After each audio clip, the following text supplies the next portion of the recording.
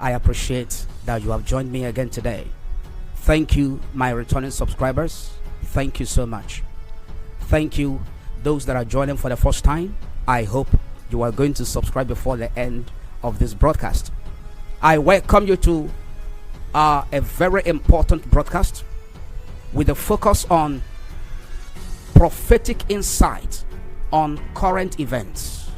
Prophetic insight on current events. Permit me to say good morning, good afternoon, good evening, and good night to you, depending on where you're watching from.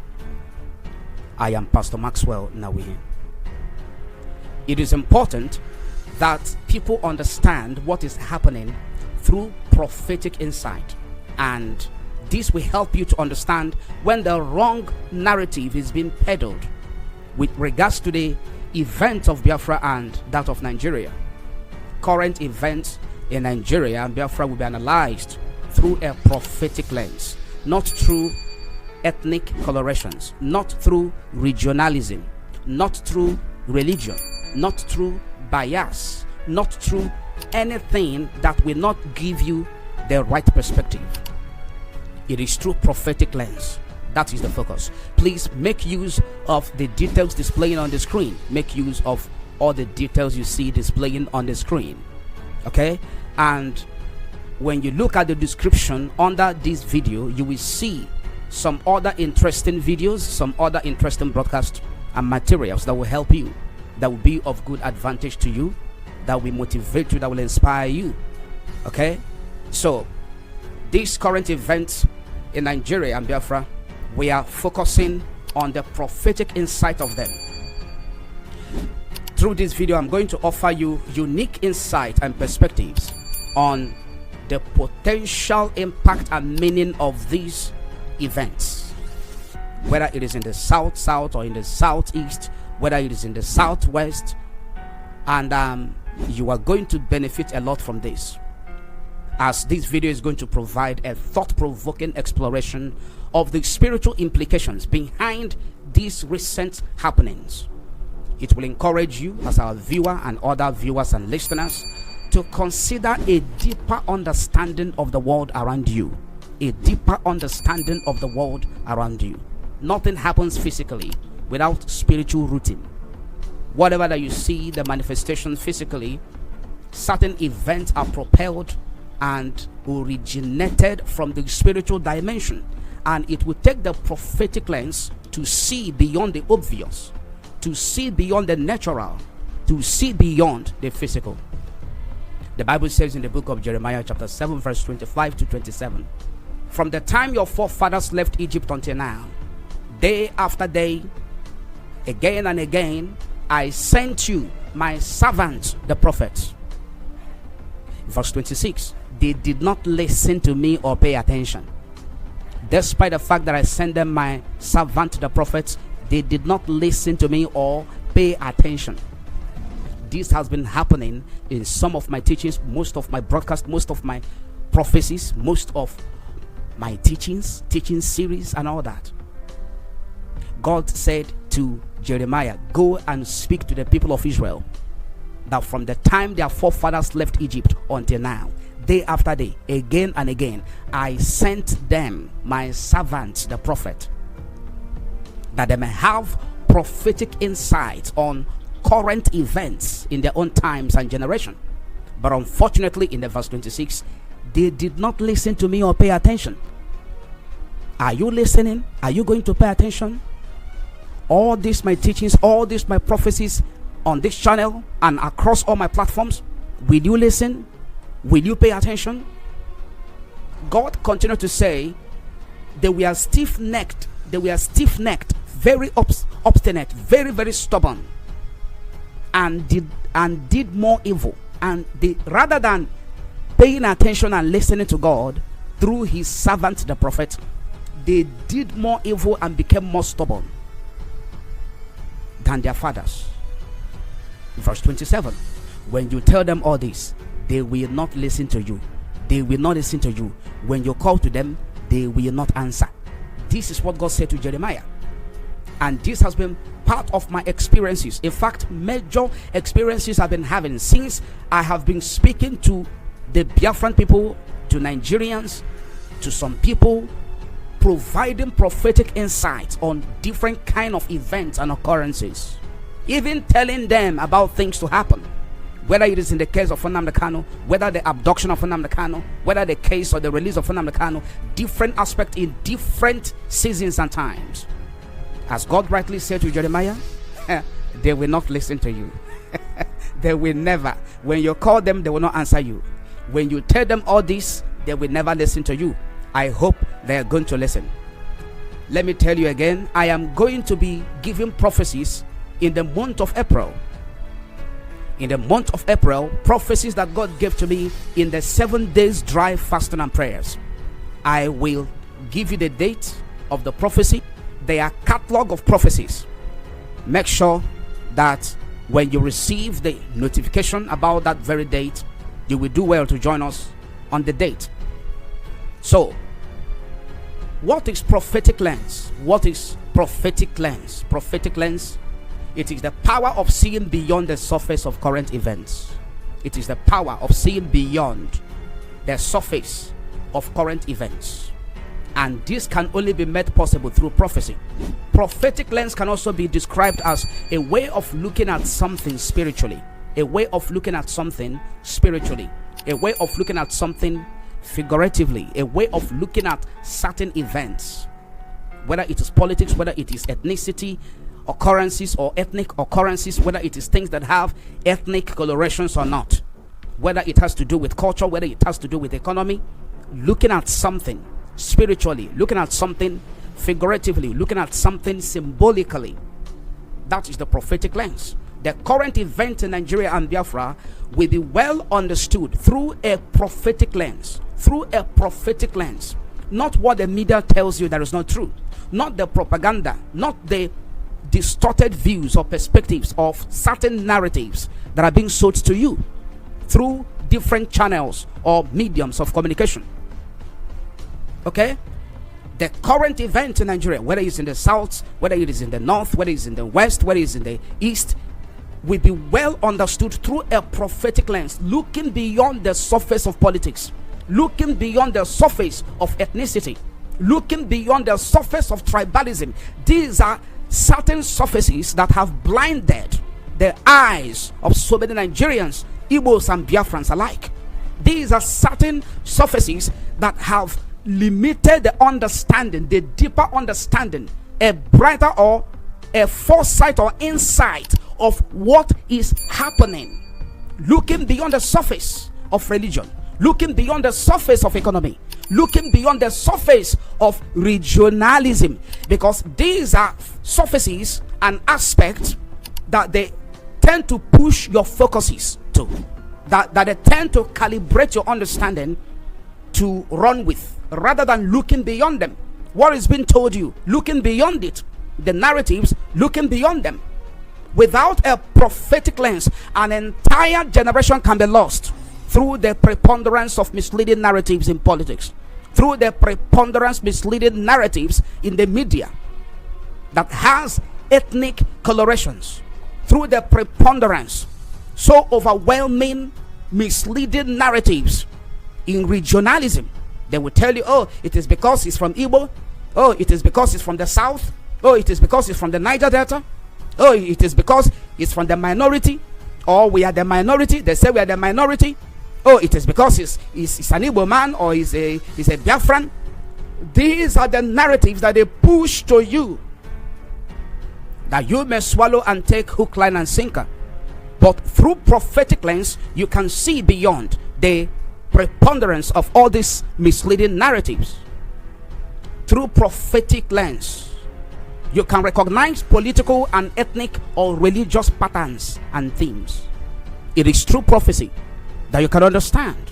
Not only understanding, that you can take note of, that you can recognize political or ethnic or religious patterns and themes that point towards a larger narrative in the Nigerian and the Biafran current events. Talking of political or ethnic or religious patterns, I mean how politics is used, how ethnicity is used, how religion are all being used in Nigerian and the Biafran issues, which points to a larger narrative. For instance, do you know that many Christians in the 2015 presidential election, they voted for the former president of Nigeria, General Muhammadu Buhari, retired, because of Pastor Professor Yemi Oshibanjo? Do you know that? You know, sometimes we have that loss of memory. We don't retain information. We don't seem to understand and follow up certain events for a very long time. We have a short span of attention, a short span of focus, trying to use them to compare what happened before, what is happening now, and to be able to preempt or anticipate or predict what could possibly happen in the nearest future. That was the truth. Muhammadu Buhari, many Nigerians knew his political track record or antecedents. They understand what happened in the 1983. They understand a lot of things. It's not the focus of this broadcast, but I'm trying to remind you. So, when Professor Pastor Yemi Oshibanjo from the Redeemed Christian Church of God was presented as the running mate and the potential vice president to Muhammadu Buhari, many Christians say, oh, a pastor is coming out as the vice president. That means the affairs and things that pertains to the concerns or that raises the questions in the Christian faith will be addressed. That was their belief. Many of them believed it.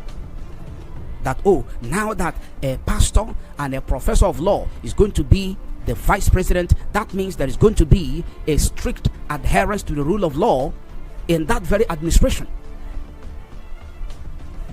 Only the Redeemed Christian Church of God alone was capable of mobilizing millions of Christians across the country and in all the countries of the world that they have their members or their branches to support that very emergence of Muhammadu Buhari and Professor Pastor Yemi Oshibanjo. Do you know that? And what happened? For two terms or tenures, which is a total of 8 good years, what became of Nigeria in terms of economy, in terms of security, in terms of GDPs, gross domestic products? What became of Nigeria? Today you know what is the story. You know the scorecard. This is what they use. The pattern that they use, it is political. The pattern is ethnic. The pattern is religious. These are patterns and so many other patterns that they use in order to bamboozle Nigerians and to force them to swallow hook, line, and sinker certain narratives to their own advantage and to the disadvantage and detriment of the Nigerian entire populace. They use the politics of regionalism. It is our turn, it is our region. They use the politics of ethnicity. Oh, he's my tribesman, he's coming from my own, he's my countryman, he's my tribesman. They use the politics of tribalism, religion, politics, nepotism, ethnicity to underestimate or despise competence and accountability. These are what they use. And also, you can understand the theme, you know, the political or ethnic or religious theme. What is theme?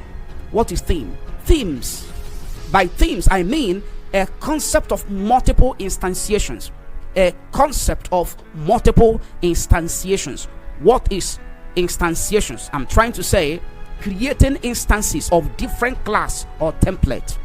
Creating instances of different class or templates. Without a prophetic lens, you may not be able to recognize all this. Understanding the spiritual dimensions of unfolding events. How do we understand the spiritual dimensions of unfolding events in Nigeria and Biafra? It is through the prophetic.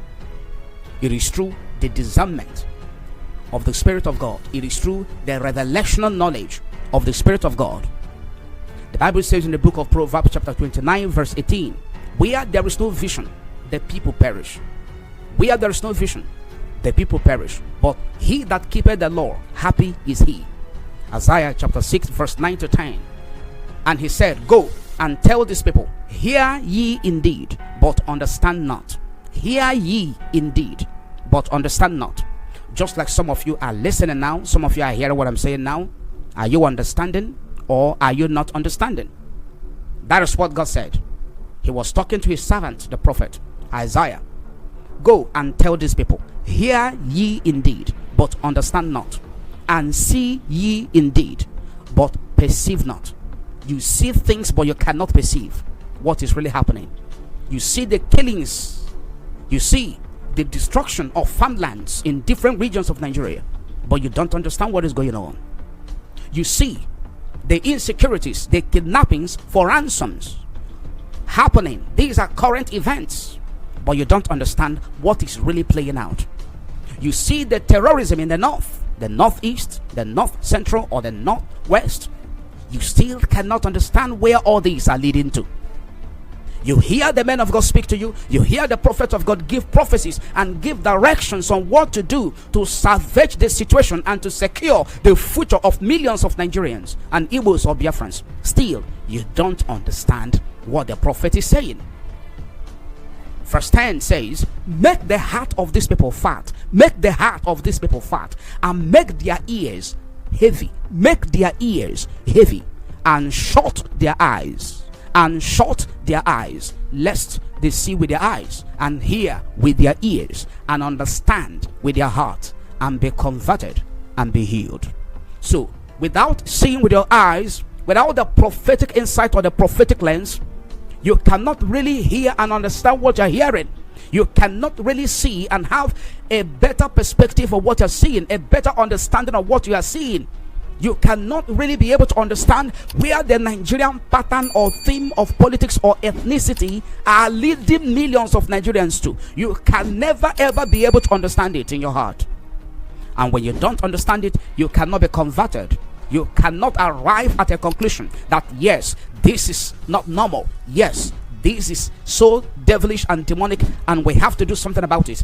And if you are not converted, you cannot be healed. The country will continue to bleed profusely. The country will continue to be plunged into the depth of destructive seas of sorrows and pains. You cannot be healed. Recent events through a prophetic perspective.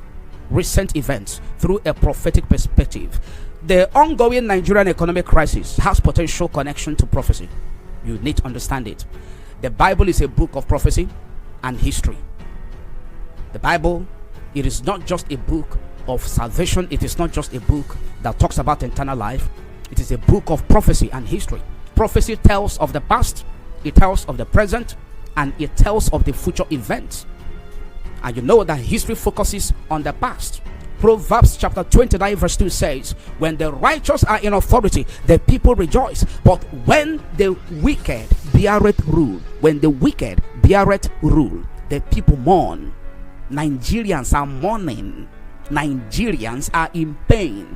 The pain is quite indescribable. You cannot really understand what is going on in the economy of Nigeria, what is going on in the politics of Nigeria, what is going on in different regions. You can't fathom it. It is beyond human understanding and comprehension. And all this has connection to prophecy. All this happening and many more that may happen in the nearest future, they all have connection to prophecy. The Bible is a book of prophecy. It talks about the past events, the present or current events, and it talks about the future events. And the Bible is speaking to us as a book of prophecy that where the wicked is bearing rule, when the wicked bear rule, when the wicked is in position of authority, when the wicked is the president, when the wicked is the senator, when the wicked is the governor, when the wicked is the House of Representatives, when the wicked is the monarch, when the wicked is the royal majesty or the royal highness of his community, when the wicked is the counselor, when the wicked is the commissioner, when the wicked is the minister, just like what you see in River State, the people mourn. There is no family in Nigeria that there is no seasons or times or phases of mourning. Not because they lost their beloved ones, not because of natural death, but because of what the economy, what the misgovernance in Nigeria have brought upon them. John chapter 8 verse 32 says, you shall know the truth, and the truth shall make you free. Anytime you fight or walk against the truth, you end up with the lies and falsehood that are being sold to you. Anytime, both your freedom, your peace, and prosperity will be lost when you engage in fighting or walking against the truth. Former President Goodluck Ebele Jonathan meant very well for Nigerians in his people-driven economic plans and policies, but he was boxed and kicked out of office by the proponent of change. You know, the change slogan, which was influenced by the former US President Barack Hussein Obama. God warned Nigerians about the so-called change in Proverbs chapter 24 verse 21. God warned them. I remember that when they campaigned for the overthrow of the incumbent administration led by Goodluck Jonathan was going on, I made a specific post with this very scripture that I quoted now, Proverbs 24 verse 21. What does it say? My son, fear thou the Lord and the king, and meddle not with them that are given to change.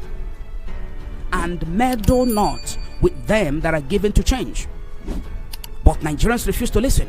They say, oh, change. At the end of the day, Dr. Goodluck Jonathan was forcefully removed out of office, and the so-called change was ushered in. And people began to cry, oh, we thought it was the real change. Now we are in chain. Now we are in chain. And up to now, Nigerians have not come out of that chain, all in the name of change. The proponent of the change, they brought former President Muhammadu Buhari to power under APC, and in the same chain of power is President Bola Ahmed Tinubu. How many of you still remember the Bring Back Our Girls campaign organizers and protesters who took to the street, who, whether it was in Abuja, in different parts of the country, even outside the country? How many of you still remember them? Who protested against the then president, Goodluck Ebele Jonathan? How many of you? How many of the girls have been brought back? Bring back our girls. Have the girls been brought back? The Chibok girls, have they been brought back?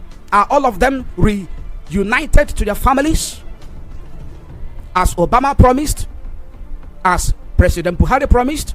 Have they been brought back? Who has accounted for the numbers of the Chibok girls who have been brought back as a result of the ushering in of the change that was promised Nigerians in the administration of the former president? Did they end Boko Haram? That is the question. Did they end Boko Haram? Did he revive and prosper the economy of Nigeria? Did he build the 4 refineries that he promised Nigerians? That he was going to build 1 refinery 1 year. Every year he would build 1 refinery. That was in his first tenure of 4 years. In his first tenure of 4 years, he promised, in this first tenure of 4 years, I will build 1 refinery 1 year. Did he equal $1 to 1 naira as promised? And here we are in the same chain of power. Now the Tinubu-led federal government. The rise of terrorism, violent crimes in different regions of Nigeria, and the political crisis in Rivers State. The rise of terrorism, violent crimes in different regions of Nigeria, and the political crisis in Rivers State. If they are allowed to continue, all this terrorism, all these violent crimes in different regions, this very political crisis in Rivers State, if they are allowed to continue, the implication for the future generation is that they will become the standard. You know what I call the new normal? You know what I call the new normal? Oh, this is now the new normal. So what are we going to do? Let's try and adjust to live with it. Let's just see how we can be able to make something out of it. You know, life must go on. We believe that one day it's going to change. We believe that one day things are going to change. Do you know Imo State, River State, and Akwa Ibom or Cross River State have been highly contested for as a jewel or as jewel and key states in order to form a political and geographic triangle for the total takeover of the Southeast. Whether you say the South, you know, I'm talking about the old eastern region, the southeast, the south as it's called. That is what it is. More especially Imo State and River State. Imo State and River State. Ebonyi State and Enugu are seen as the easiest cut by deep penetrations of the caliphate in their politics, governance, and some traditional rulers. So Imo State has been taken. How many of you know that Imo State has been taken by almost 70% and hurriedly being occupied from the bushes, from the forests, through many anti-people's policies? River State is about to go, as you can see. River State is about to go, as you can see. There is a grip on the state, on River State right now. There is a grip on it. And the grip is tightening by months and years. If nothing is done to weaken and disarm the grip, then you might as well bid River State goodbye. River State, Akwa Ibom State, or Cross River State, these states are very strategic in their political and their geographic triangle that they are trying to form for the total takeover of the East and the South. Please, if you are just joining, like this broadcast immediately. That is the first thing to do. I am Pst Maxwell Nnawuihe. Like this broadcast immediately. Share the broadcast everywhere you know. Share the broadcast anywhere you know. And make use of the details displaying on the screen. When you look at the news bar, you see details that are displaying there. And other details displaying on the screen. Make use of them. Make use of them.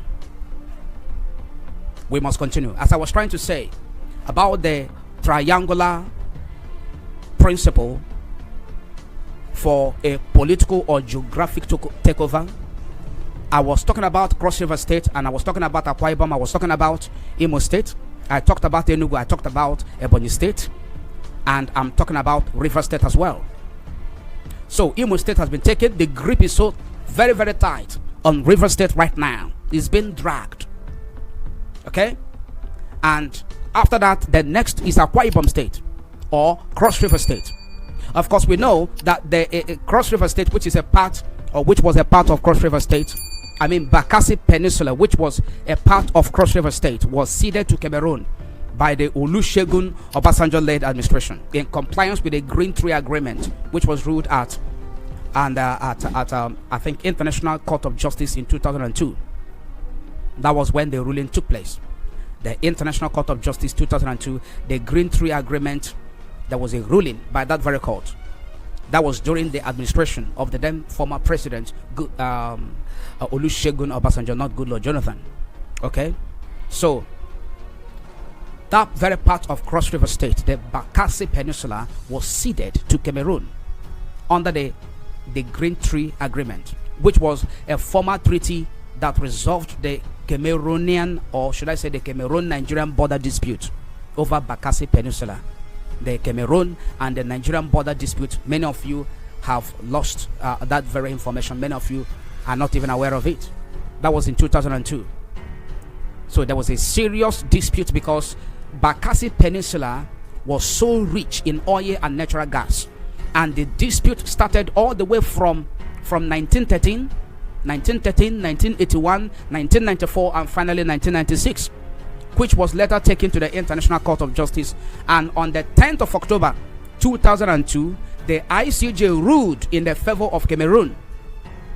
On the 12th of June 2006, at the Green Tree, New York, President Obasanjo and Paul Biya of Cameroon, they signed an agreement to implement the court ruling. The court ruling was that Bakassi should be ceded to Cameroon. So both of them, they signed the agreement. The Nigerian Senate, do you know that the Senate voted a resolution that the ceding of Bakassi to Cameroon was illegal because the June 2006 agreement wasn't, as at the time, was not ratified by the Nigerian National Assembly. Now, you may not understand all of this, but I want to bring to your remembrance that the template or the map for the conquest will be completed or will be implemented at the Atlantic Ocean. This is the focus on prophetic insight on current events. Many of all these things that have been happening over the years, and now the current events that we are facing now, without prophetic insight, you will not understand where all these are leading to. The template and the mark for the conquest, you know the conquest I'm talking about? You remember? Can you remember the conquest I'm talking about? That very map and the template will be completed, will be implemented at the Atlantic Ocean. Go and do a research about that. Therefore, they won't take lightly any resistance in any form, any obstruction in any form, from anyone, from any group, from anyone. They will not take lightly any potential threats to the template or the map of their conquest until they get to the Atlantic Ocean. The increasing frequency of destruction of farmlands and crops, including rapings, including the kidnappings for ransom, including the killings, and their spiritual significance is to beat and terrify the indigenous peoples into submission and acceptance of the wider agendas of the total conquest of the Atlantic Ocean. Where is the Atlantic Ocean in this part of the country? Where is the Atlantic Ocean? Where is called the Bight of Biafra? Where is it located at? Now, interpreting signs and symbols. Interpreting signs and symbols. Most of the things I've mentioned so far, they are part of the signs. The Atlantic Ocean is a symbol. Is a symbol of total conquest of the South, of the East. This you need to understand. That is the template. That is the map. In decoding symbolic language in news headlines, whether in political speeches, whether it is cultural trends, we discovered a kind of mixtures of propaganda, social engineering, psychological manipulation, and distractions from issues with potential to truncate or derail that very trajectory to destruction of hope on the unrealistic or delusional oneness, unity, or a better version of the country. There are people who are hoping on the possibility of a one Nigeria, the possibility of a comprehensive or total unity of Nigeria, or better still, a better version of Nigeria. There are people that their hopes are still there, and any event, any issue that has the potential to truncate or to derail that very trajectory, it is a trajectory to destroy that hope, that unrealistic hope. Some of the things with the Biafra liberation movement is a trajectory that want to destroy that very unrealistic hope of the oneness of Nigeria, of the unity of Nigeria, or a better version of Nigeria, because it is unrealistic. And the Biafra movement has become a trajectory. It has the potential to truncate and to derail. Do you understand what I'm saying now? This very unrealistic hope to make the people wake up from the delusion, to force the people to come to their consciousness that this hope is unrealistic. A better version of Nigeria is unrealistic. For Nigeria to become one is unrealistic. That Nigeria will be united and pull in the same direction as a nation is unrealistic.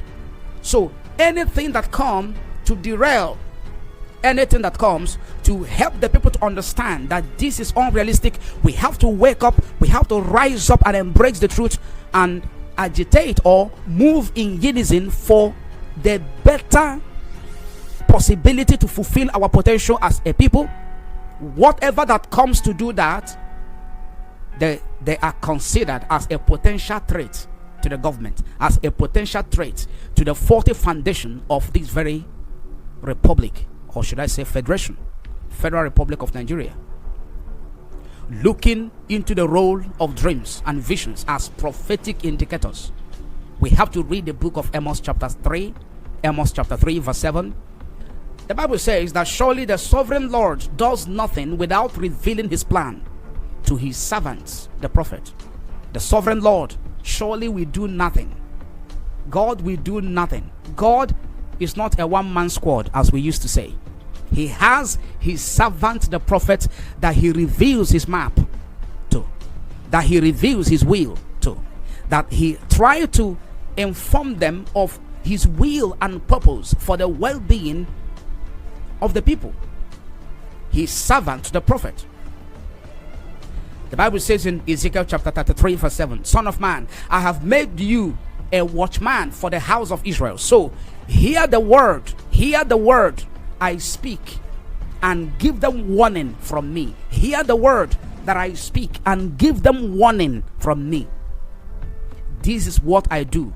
This is what I do when the need arises. I don't just hesitate when God speaks to me, to speak to Biafrans, to speak to Nigerians, to speak to people, whether individuals and organizations, about his will, about his plan for them. God said to Ezekiel, I have made you a watchman over the house of Israel. You will hear the word that I speak. I will speak to you, whether through dreams, whether through revelation, whether audibly, whether through signs or symbols. I will speak to you. And your duty is to give them warning from me. So, when a real prophet speaks to you of potential dangers of what is happening, as I'm bringing to you the prophetic insight on current events, I'm not speaking of myself. God says this is what you have to do. So to disregard or to disagree with the message is not to my personal disadvantages, but yours. It is not hurting me. It's not going to hurt me.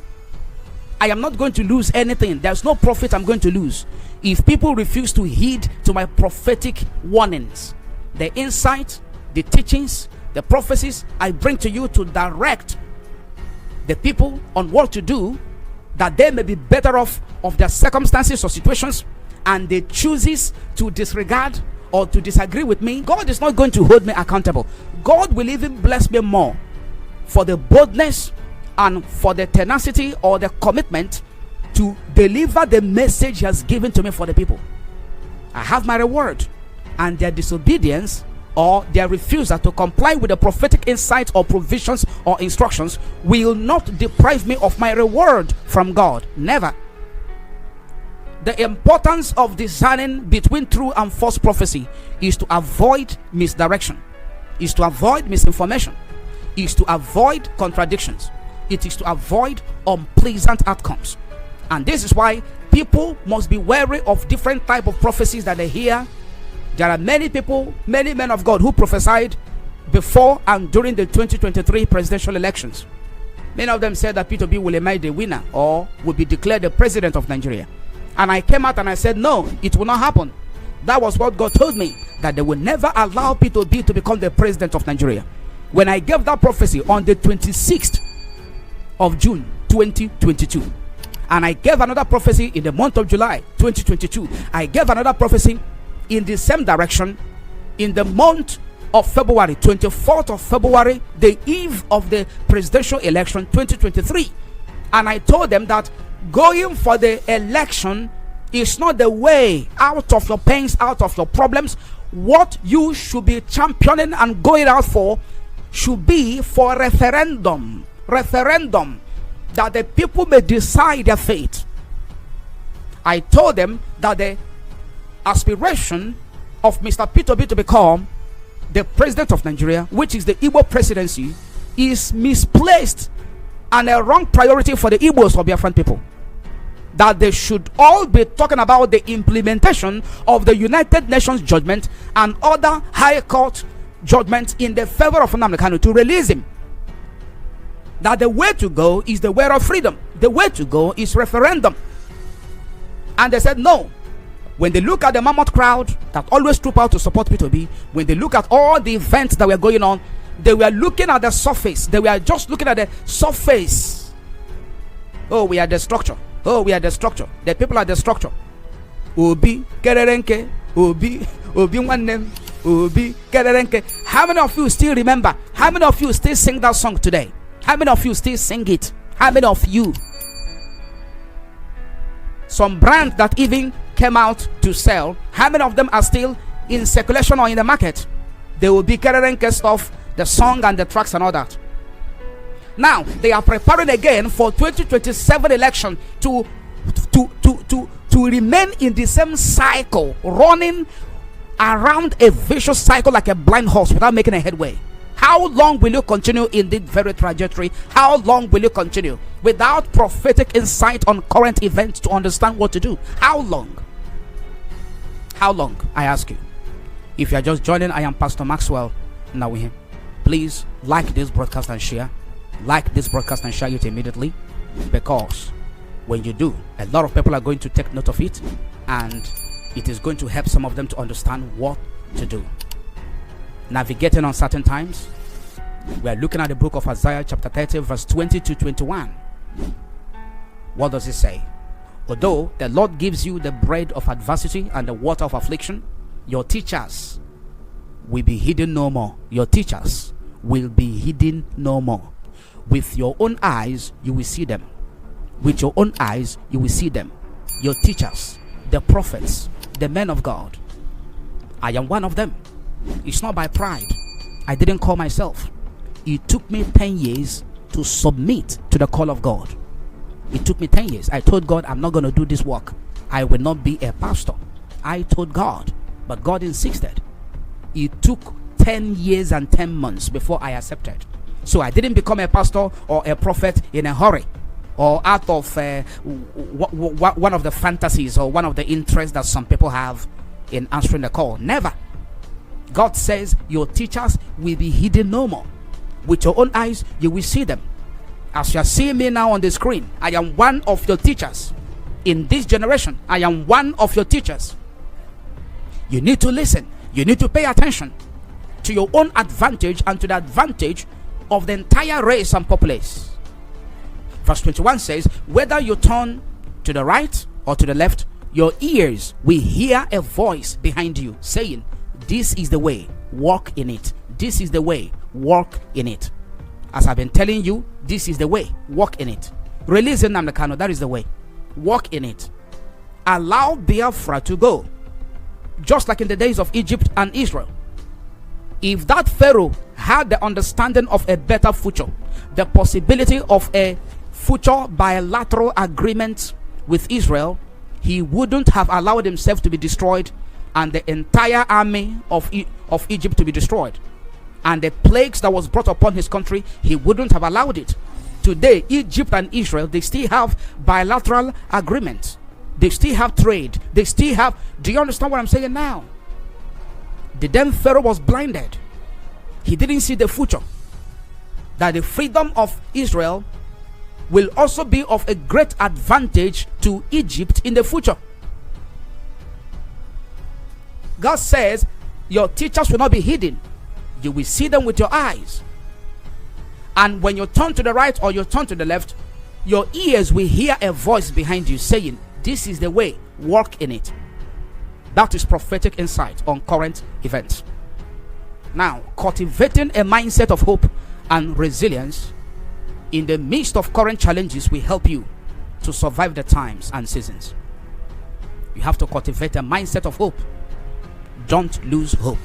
You have to be resilient in the midst of the current challenges and the current events.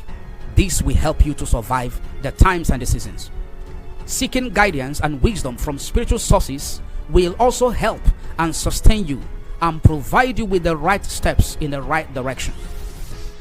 Living a life that aligns with prophetic insights makes you victorious and puts you in the advantage or in advantage of the circumstance. Call to action. Call to action. Now, I want to encourage you to engage with prophetic resources on my channel or platform and develop your own discernment skills. Your own discernment skills to determine certain events and what to do about them. This very channel and all other of my platforms, I promote a sense of community and shared understanding among those who are seeking for deeper meaning both in current and other events. This channel is a platform for respectful, interesting discussions and exploration of prophetic perspectives. Thank you for watching. I will see you soon. I am Pastor Maxwell Nnawuihe.